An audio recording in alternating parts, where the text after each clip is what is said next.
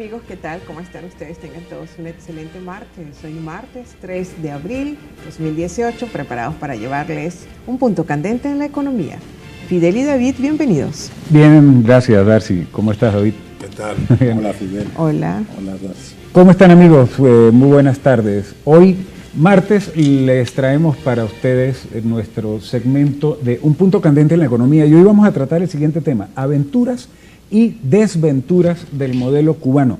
¿Por qué hablar del modelo cubano? Porque en estos días está haciendo noticia, puesto que una revisión interna que hizo el Partido Comunista Cubano de su modelo económico arrojó unos resultados bien curiosos y unas declaraciones también bien curiosas que vienen, digamos, a colación en vista del modelo también que se está aplicando en Venezuela y las inevitables comparaciones que hay que hacer. Sí, ¿por qué es pertinente tratar este tema? Yo particularmente muchas veces me he preguntado, ¿no? Y me contesto ahora respecto a que como lugar común se maneja el modelo fracasado. Pero nosotros aquí por una ética discursiva debemos desmontar y explicar los intríngulis de tal modelo económico. Nada más vale recordar que el mismo Fidel Castro, para el año 2010, en una declaración que hizo al periodista norteamericano Jeffrey Wolver, dijo: el modelo cubano, este modelo no nos sirve ni a nosotros mismos, refiriéndose a su modelo económico. Justamente hace 7 días salió publicado por el diario Granma un título de un artículo intitulado "Cuba reconoce y admite los atrasos y errores de su modelo económico", artículo que fue publicado también por muchísimos otros diarios de países en América Latina y de diarios de circulación europea. Así que ese es nuestro deber, nuestra responsabilidad, explicar y desmontar qué pasa con este modelo para salir de esos lugares comunes de que el modelo ha fracasado. Antes que nada, Fidel y David, es importante también llevarle a nuestra audiencia, refrescarle algunos términos que son importantes, como es totalitarismo, estatismo, planificación centralizada, en fin. David. Bueno, los sistemas de planificación central tuvieron su auge con la asunción del comunismo en 1918 y empezaron a entrar en colapso, en decadencia en los 60. Pasó en China y pasó en Rusia, en diferente forma. En China en el momento en que el sistema ya era inviable, el Mao Zedong, en una forma arbitraria y extrema, comenzó el gran salto adelante, que trajo millones de muertos. Después se derivó en una violencia general llamada Revolución Cultural. Y a la muerte de él, el liderazgo chino que lo sucedió, Deng Xiaoping, sustituyó el modelo de planificación central por un modelo asiático. Eso pasó en los 70. Okay. En Rusia pasó diferente. En Rusia el modelo comenzó a colapsar en los 60. Fue 25 años de escasez y mercado negro, lo que aquí llamamos bachequeo. En el año 85 los economistas advirtieron al gobierno de que no podían sostener ni las importaciones de comida, porque Rusia no producía comida. Rusia solo producía algo de petróleo, con el que apenas cubría las importaciones de comida. Los economistas advirtieron esto al gobierno, de que había que cortar gastos, había que cortar ya sea las ayudas al bloque de países de Europa Oriental, cortar los gastos militares, y los políticos no quisieron hacer ninguna reforma. Dijeron: no haga nada, mantenga estas reformas y busque endeudarse afuera, con bancos occidentales. El sistema colapsó hacia 1989, cayó definitivamente en el 91. Tras la caída del muro de Berlín, ¿no? Tras la caída del muro de Berlín.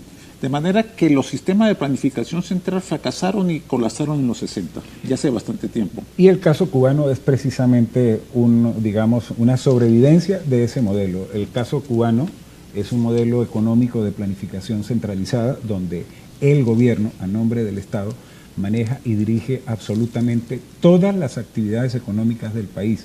dentro de un contexto de totalitarismo de corte comunista, es decir, en donde el régimen decide y define los destinos de absolutamente todos los integrantes del modelo, del modelo, digamos, los actores económicos y por supuesto de todos los integrantes de su país a través del gobierno central. El gobierno entonces desconoce la propiedad privada, desconoce la libertad económica, desconoce y niega el derecho que tiene la gente a acumular riquezas y en consecuencia pues genera un modelo económico distinto al capitalismo, que es el que conocemos como socialismo.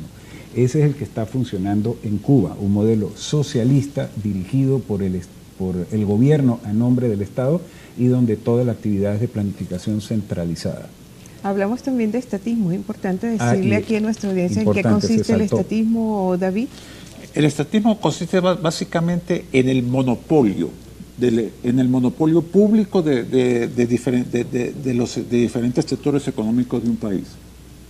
En este caso solo una compañía pública puede manejar ese sector económico, no puede intervenir otra persona. O sea, un privado, correcto. Un privado no puede. Ajá, y también es importante lo que es la sociedad civil. Bueno, pero para ir a esta explicación de este término que quedó pendiente, lo haremos en el próximo segmento porque ahora debemos cumplir compromisos comerciales de la televisora. Enseguida regresaremos, no se aparten, por favor.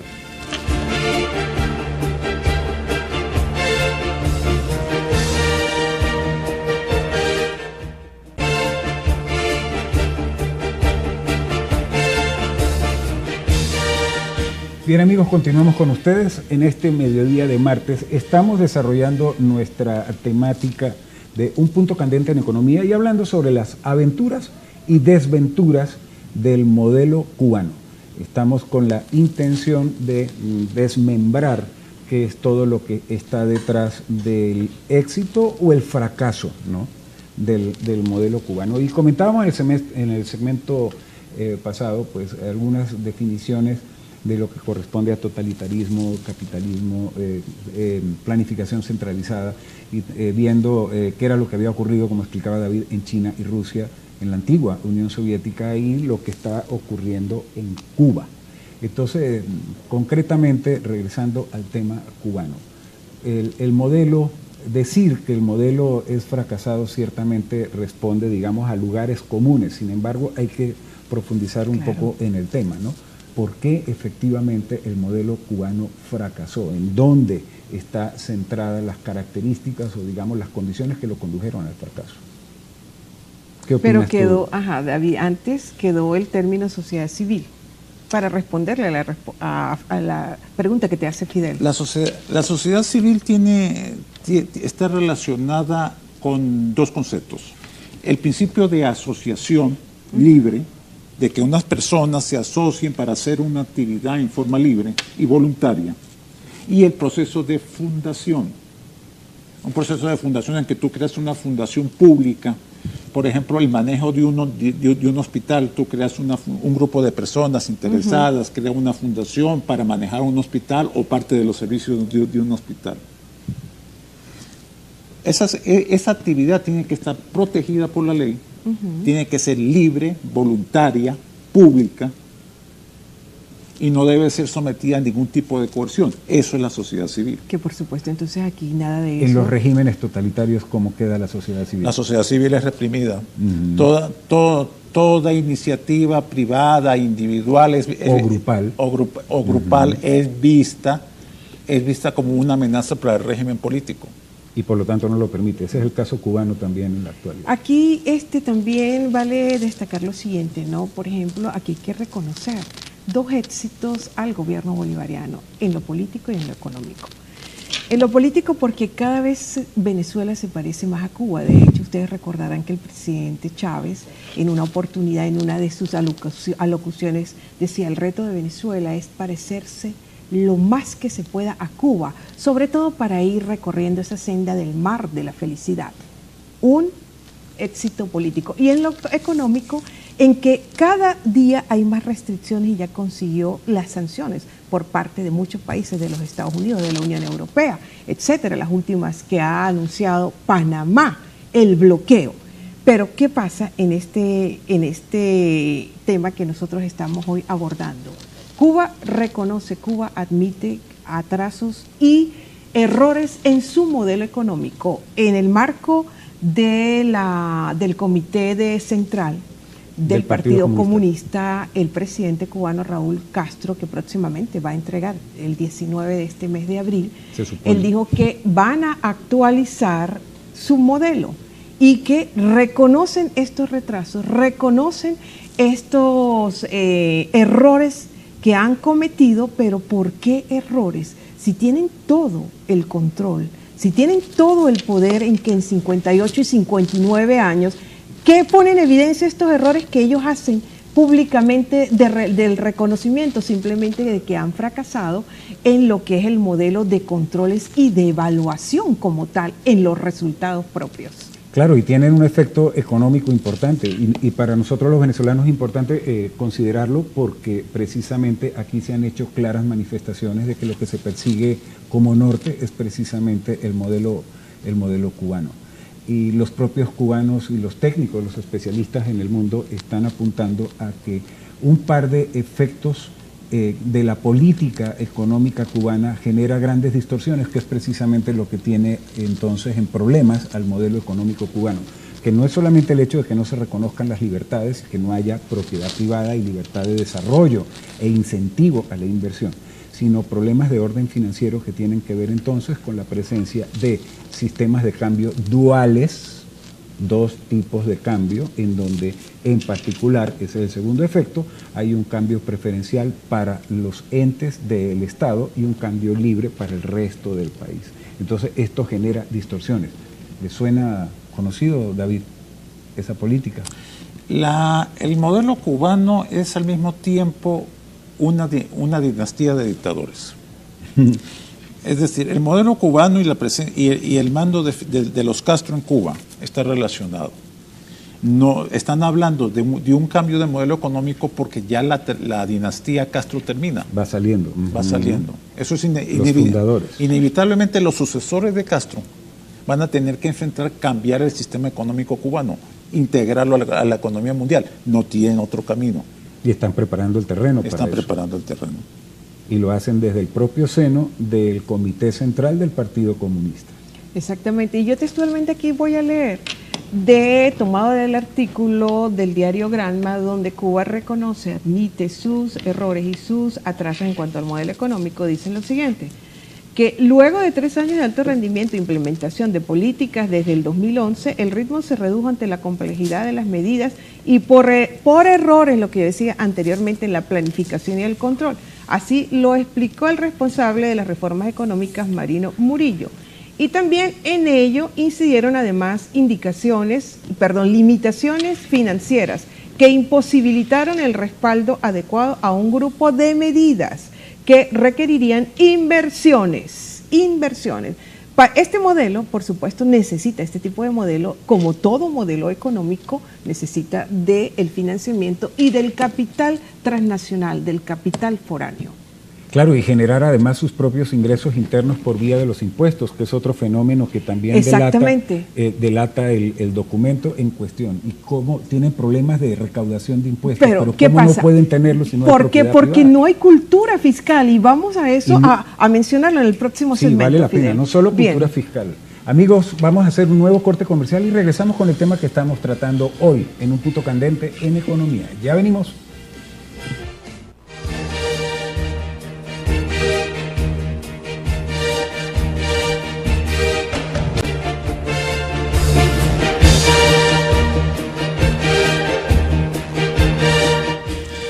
Bien, y nosotros continuamos más aquí en Un Punto Candente de la Economía. Estamos hablando en este mediodía sobre la aventura y desventuras del modelo económico cubano. Bien, en el segmento anterior hicimos referencia que el mismo gobierno cubano se queja de la falta de cultura tributaria y que eso es parte de los errores en los que ellos han cometido, han incurrido, así como también de los atrasos que hay.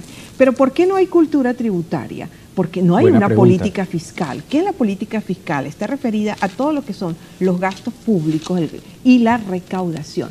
Fíjense aquí, vale citar el caso de Venezuela, ya hubo una prórroga que no es el 31 de marzo que se va a hacer la declaración del impuesto sobre la renta, sino quedó para el 31 de mayo. Es posible que en el 31 de mayo, antes de esa fecha, extiendan la prórroga para que ya pues la gente se vaya hasta olvidando de que tiene que hacer una declaración de impuestos, y si yo no cumplo con mis impuestos, pues no tengo ya ningún derecho de exigir como contribuyente. Eso es parte de la cultura ciudadana, ¿sí o no, David? En los sistemas de planificación central, el concepto de moneda como valor de cambio es destruido. En el caso cubano, el peso es un simple bono que circula entre los cubanos, sin mayor significado ni de poder de cambio, de ahorro o de intercambio. Claro, no porque vale nada. No vale nada. No. Existe un sistema de cambios diferenciales ahí, existe un peso para turistas, un peso para las empresas del Estado que el cubano normal no tiene acceso. Pero la moneda no vale nada. Si la moneda no vale nada, tampoco tiene sentido la cultura tributaria. Entonces nos estamos Claro. acercando más cada vez al Por mar eso de la es que estamos siguiendo felicidad. el modelo. Exactamente. Ahora, el fracaso en el sentido del tema de la política fiscal o de recaudación y del hecho de que no exista cultura, es que además del problema de la cultura, es que el gobierno cubano no tiene dónde recaudar esos impuestos porque la población cubana no genera ingresos. Claro. Y no hay industria y no hay comercio privado a quién recaudarle los impuestos. Entonces no es solo un tema de cultura, sino es un tema de la inexistencia de una infraestructura, de una estructura de dónde poder entonces recaudar, de una estructura económica que genere una riqueza. Ahora, en Venezuela, ¿por qué se extendió el plazo de la recaudación del impuesto sobre la renta este año por primera vez en la historia de este país? ¿Cuál es el trasfondo? ¿Cuál es el trasfondo? Que no se ha podido cumplir con las cuotas de recaudación, con las metas de recaudación, porque digamos, el sistema económico se ha empobrecido enormemente por la pérdida del Producto Interno Bruto de los últimos años y no hay recaudación Pero esa es suficiente. parte, justamente esa es parte, aquí tenemos que explicarle a nuestra audiencia, esa es parte Del del modelo. proyecto, es parte del modelo, y repito, porque se va extendiendo, ya no hay impuestos, no se pagan impuestos, yo como contribuyente no tengo ningún derecho a exigir por ese pago de impuestos, y cada vez se aleja más de lo que es la cultura ciudadana. Así es. Así de sencillo.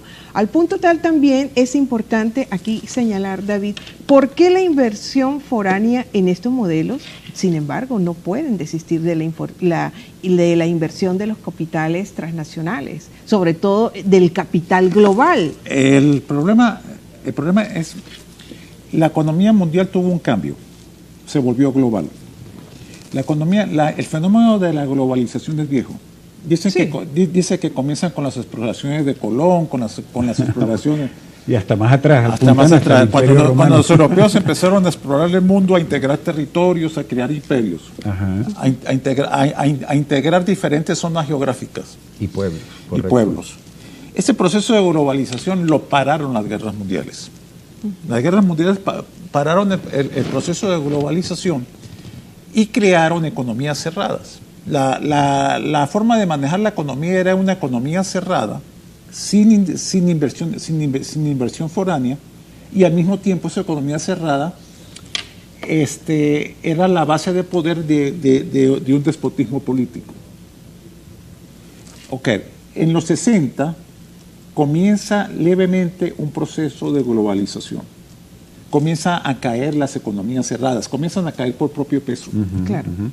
Porque son incapaces de sostenerse. Son incapaces de sostenerse, son incapaces de tener viabilidad de algún tipo. La entropía se los comió. La entropía se los comió. Y en los 70, la economía cerrada que se heredó entró en crisis. Hubo un proceso que se llamó de estanflación, reconocido en los países occidentales, oculto, existía en la Unión Soviética y en China, pero oculto por el secreto de Estado. Claro. Ok, entonces la única salida económica que hubo fue apertura, fue globalización. La globalización comienza en los 70s.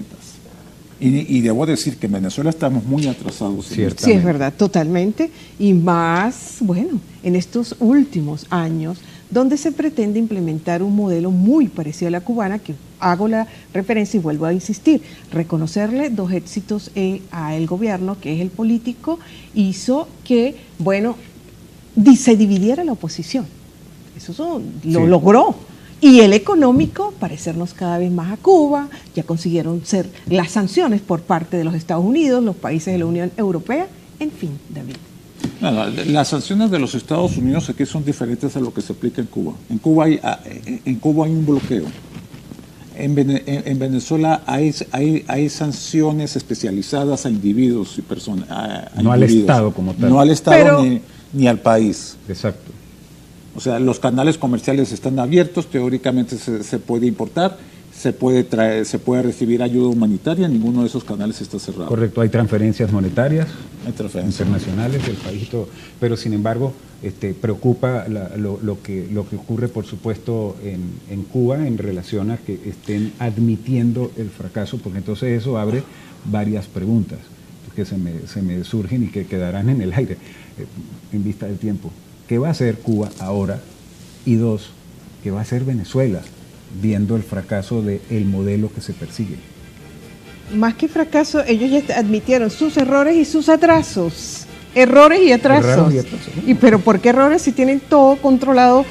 Manejan todo lo que es, sobre todo la parte de la economía, los 4 elementos fundamentales: qué producir, cuánto, para quiénes y cómo producir. Porque no producen precisamente. Bien. El modelo no funciona. Nos quedamos cortos en el tiempo con estos temas, como siempre, lamentablemente. Así es. Amigos, los invitamos entonces a que estén con nosotros. Estamos a partir de esta semana, los miércoles también con ustedes. Bien, amigos, bueno, muchísimas gracias, David, como cada martes, y a todos ustedes también muchísimas gracias por su atención. Ya saben que cada vez debemos conducirnos con mucha inteligencia, con mucha responsabilidad, para compartir el protagonismo que tiene la economía. Feliz tarde, buen provecho.